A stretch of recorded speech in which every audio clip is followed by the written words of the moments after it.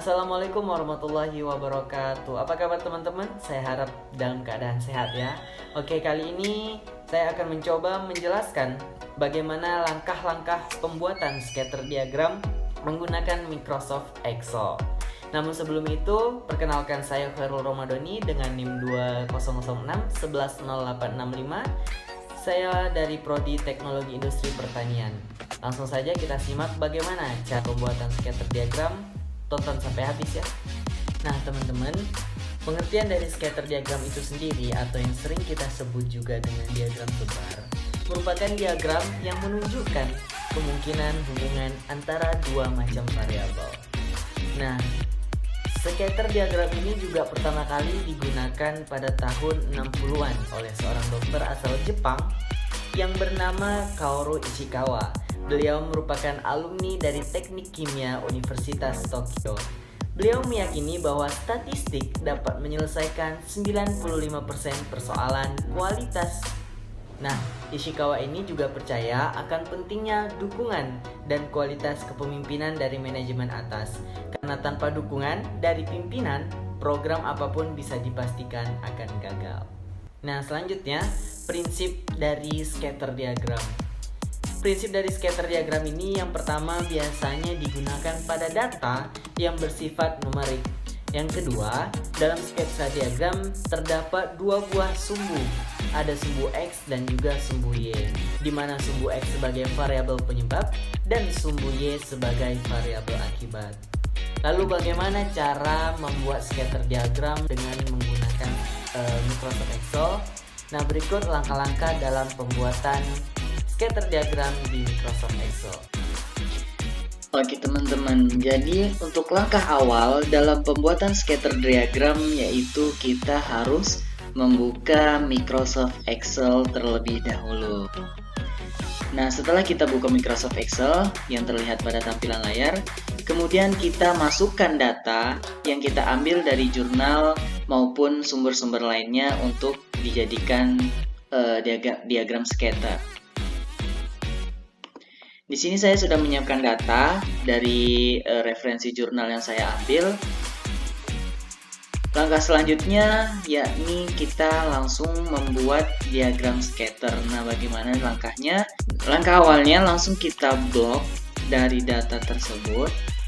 Nah, kemudian kita pilih menu insert yang ada di dashboard di toolbar.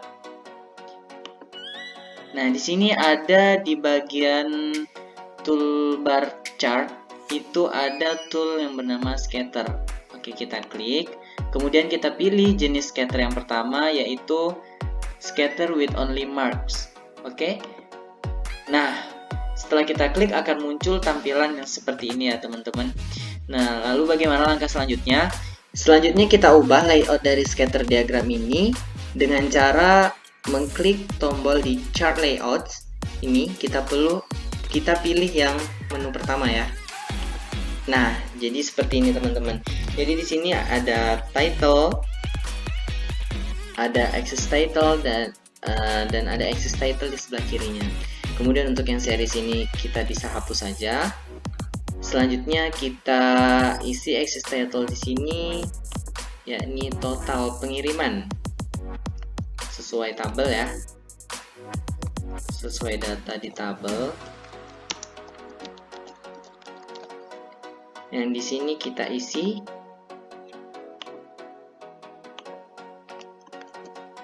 reject per bulan.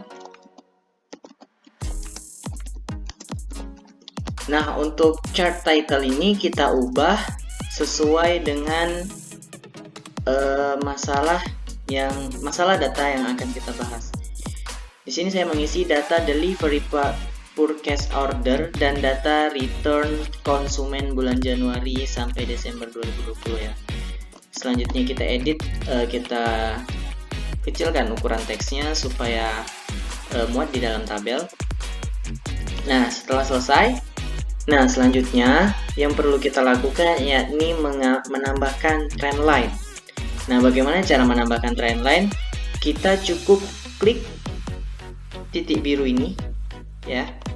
Klik kiri sekali, kemudian klik kanan dan kita pilih option add trend line. Nah, selanjutnya kita pilih display, kita centang display equation on chart dan display R squared value and chart. Kita close saja. Oke, sudah muncul ya trend line-nya. Nah, di sini ada yang namanya regresi. Nah, R inilah yang menunjukkan regresi dari data tersebut. Nah, perlu teman-teman ketahui bahwa dalam pembuatan scatter diagram, regresi yang bagus untuk dicantumkan di dalam jurnal yaitu regresi yang di atas 0,77. Jika data menunjukkan di bawah 0,77 seperti data yang saya punya, itu berarti data tersebut dinamakan bias.